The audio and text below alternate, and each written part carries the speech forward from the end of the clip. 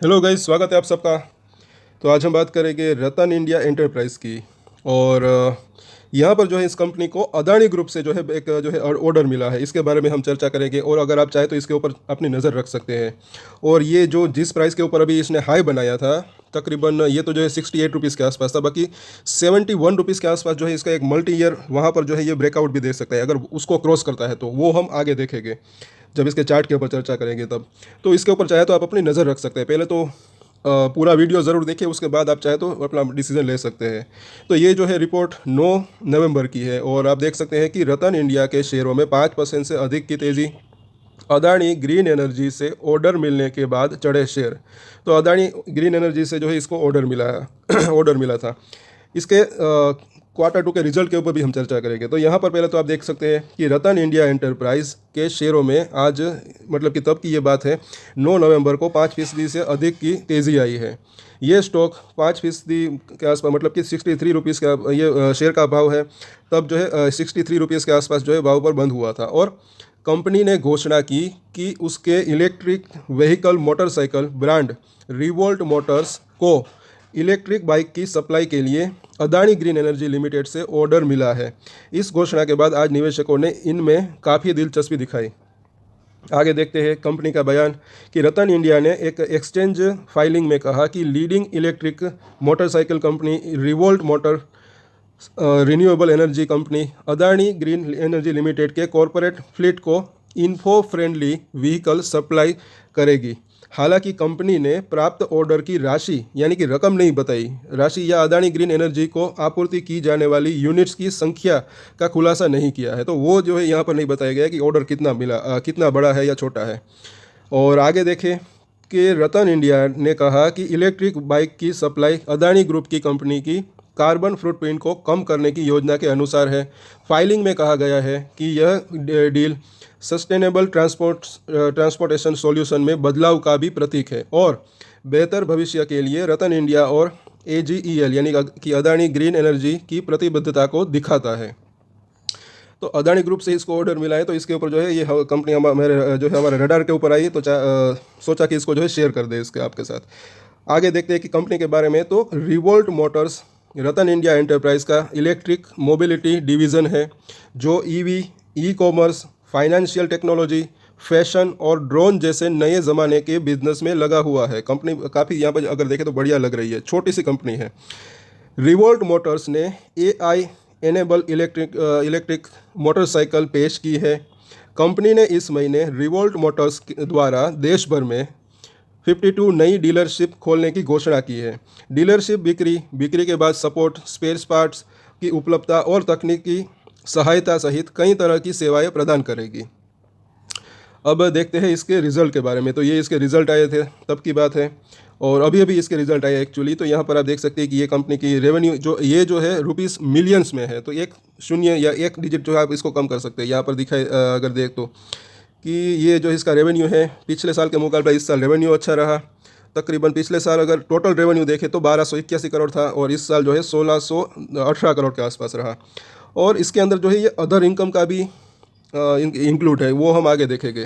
फिलहाल net profit कितना रहा तो ये जो है यहाँ पर है कि पिछले साल जो है ये 102 करोड़ के आसपास था। इस साल 140 करोड़ के आसपास रहा, लेकिन इसके अंदर जो है अदर इनकम भी इंक्लूडेड है। EPS की अगर बात करें तो 1 रुपये के आसपास का EPS दिखाई दे रहा है। अच्छा खासा EPS दिखाई दे रहा है छोटी सी कंपनी, क्योंकि प्राइस इसका जो है 60 रुपये के आसपास है। अगर हर क्वार्टर इतना EPS आता है तो 4 का EPS आएगा, मतलब कि तो शेयर जो है सस्ता दिखेगा। लेकिन अभी आगे हम देखेंगे इसका कि अदर इनकम जो है वो काफ़ी जो है ये प्रॉफिट को जो है अभी मतलब कि प्रॉफिट के अंदर इंक्लूडेड है। और ये मतलब कि आप देख सकते हैं कि list of entities included in the statement subsidiaries, और ये सारी की सारी लिस्ट आप इसको देख सकते हैं। कंपनी अच्छी लग रही है। अब इसके फंडामेंटल चेक कर लेते हैं। तो ये हमने हिंदी में देखा कि कंपनी का बिजनेस क्या है और ये इसका मार्केट कैप अगर आप देखिए 8400 करोड़ के आसपास का है। तो छोटी सी कंपनी है, बहुत ज़्यादा छोटी भी नहीं, बहुत बड़ी भी नहीं। और 52 वीक हाई लो यहाँ पर आप देख सकते हैं, अभी 52 वीक हाई के आसपास ही ये काम कर रहा है। फेस वैल्यू 2 रुपीज़ है और बुक वैल्यू अगर देखें तो 5 रुपये के आसपास है। और आगे देखें, अब इसके पीयर कंपैरिजन देख लेते हैं। तो ये सारे के सारे इसके लिस्टेड पीयर्स यहाँ पर बताए गए हैं और इसका जो पी रेशियो है वो 43 के आसपास है। और यहाँ पर इसका जो एवरेज है सबकी पीयर्स की तो वो 34 के आसपास है।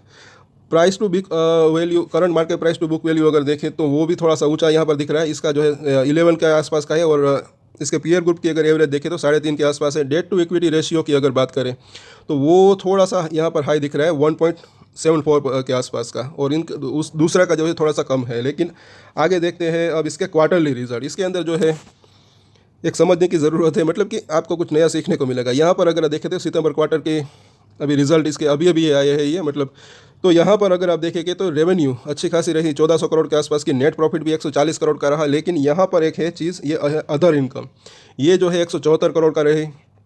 अदर इनकम का मतलब होता है कि ये वन टाइम जो है इनकम रहती है। अब कोई भी रीज़न हो सकता है, कुछ एसेट बेचे हो या फिर कुछ एक टाइम का मतलब कि पैसे इनको मिले हो, और ये मतलब कि हर क्वार्टर के अंदर ये अदर इनकम आएगी, ऐसा मतलब कि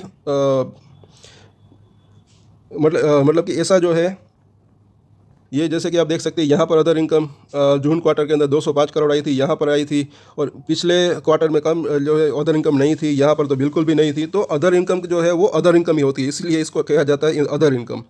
बाकी ये जो सेल्स होती है, यानी कि ये मेन जो रेवेन्यू होती है, और उसके बाद का जो ये प्रॉफिट होता है वो जो है अगर अच्छे खासे आ जाए, क्योंकि यहाँ पर अगर आप एक चीज़ देखेंगे कि ये सेल्स है मतलब कि रेवेन्यू, और ये एक्सपेंसेस है यानी कि खर्च, तो ये दोनों ही जो है टोटल जो है एक सेम है, मतलब कि तो अगर इस हिसाब से देखेंगे तो नेट प्रॉफिट जो है इतना ज़्यादा इसका अंदर जो है आएगा नहीं, मतलब कि लगेगा नहीं। लेकिन ये अदर इनकम की वजह से ही जो है इतना ज़्यादा अभी जो है ये प्रॉफिट दिख रहा है, ऐसा लग रहा है। आई होप कि आप जो है इसको आप समझ पा रहे होगे कि अदर इनकम जो होती है या वन टाइम जो इनकम होती है, और हर बार ये आएगी ही ऐसा जो है मतलब कि ज़रूरी नहीं होता। तो आगे देखते हैं, ये जो वो क्वार्टरली रिजल्ट है, ये इसके देखें तो ईयरली रिजल्ट है। तो इसके अंदर भी अगर देखेंगे तो 2012 से यहाँ तक की अगर बात करें अभी की, तो रेवेन्यू अगर ये कंसोलिडेशन बेसिस के ऊपर है तो रेवेन्यू एकदम यहाँ पर जो है नहीं दिख रही है। लेकिन अगर आप 2022 से लेकर अब तक की अगर बात करें तो इसके अंदर रेवेन्यू के अंदर जो है एक अच्छी खासी जो है एक बढ़ोतरी देखने को मिली अचानक से। और नेट प्रॉफिट भी अगर देखें तो वो तो अच्छा खासा यहाँ पर दिखेगा ही, और इसके अंदर भी जो है अदर इनकम का भी जो है इंक्लूडेड है।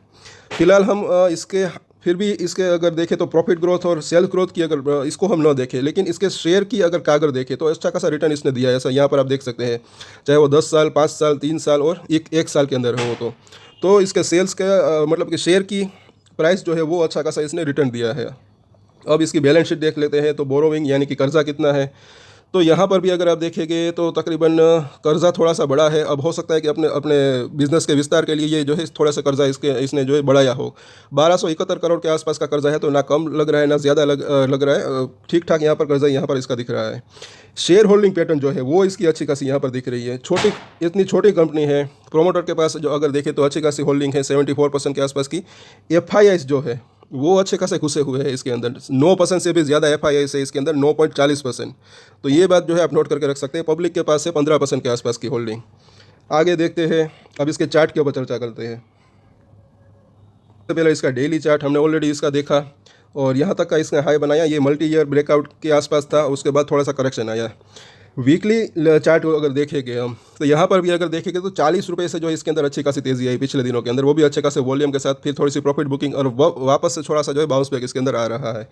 और मंथली चार्ट जब हम इसका देखते हैं तो यहाँ पर आप देख सकते हैं कि 2021 में इसने जो है यहाँ पर एक हाई बनाया था तकरीबन 71 रुपीज़ के आसपास का।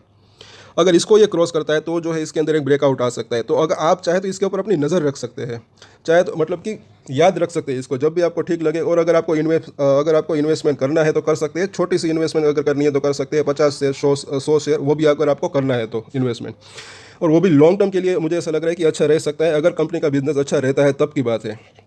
और एक चीज़ है कि इसके अंदर जो है एक कप एंड हैंडल जैसा पैटर्न भी ये जो है यहाँ पर बनने की तैयारी में है, अभी बना नहीं है। कप जो है वो ऑलरेडी बन गया है ऐसा लग रहा है। यहाँ से लेकर यहाँ तक अगर बात करें तो ये अगर देखें तो कप बन गया है, अब हैंडल बनने की तैयारी है। अगर ये 71 रुपीज़ के आसपास इसी महीने आता है या अगले महीने आता है, तो ये अगर इसका हैंडल बनता है और उसके बाद ब्रेकआउट आता है, तो यहाँ पर जो है 30 रुपये के आसपास का इसने लो बनाया था, यहाँ पर 70 रुपये के आसपास का हाई बनाया है, और इन दोनों के बीच में जो गैप है वो तकरीबन 40 रुपये के आसपास का है। तो अगर ब्रेकआउट आता है तो और भी जो है तेज़ी जो है उतने ही रुपये की, 40 रुपये की तेज़ी और आने की संभावना रह सकती है इसकी, जो कि मतलब कि इसको तकरीबन 110 रुपये के आसपास का प्राइस इसको जो है आने वाले समय में देखने को मिल सकता है, ऐसा लग रहा है।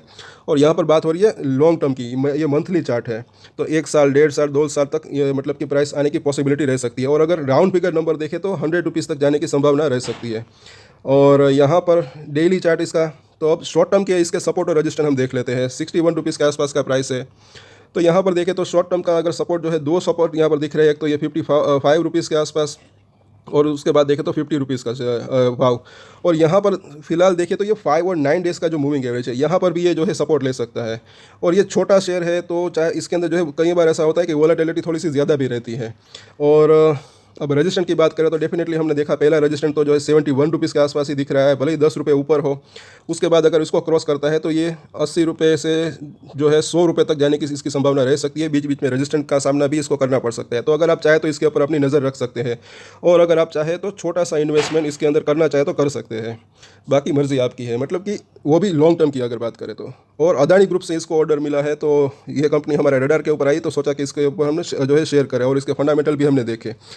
और आज के वीडियो में इतना ही। अगर अच्छा लगा तो लाइक ज़रूर करें, शेयर करें, हमारे दूसरे वीडियोस भी ज़रूर देखें, और सब्सक्राइब कर लें हमारे चैनल को। और एक स्टैंडर्ड डिस्क्लेमर जो कि मैं हमेशा देता हूँ, आप कोई भी ट्रेड ले उससे पहले अपनी रिसर्च करें, अपने फाइनेंशियल एडवाइजर की सलाह ले, उसके बाद ही कोई डिसीजन ले। और डिसीजन ले तो उसकी जिम्मेदारी मैच्योरिटी के साथ खुद ही ले। ये वीडियो मैंने एजुकेशन पर्पस के लिए बनाया है, मेरी तरफ से कोई भी बाय या सेल की रिकमेंडेशन नहीं है। Thank you.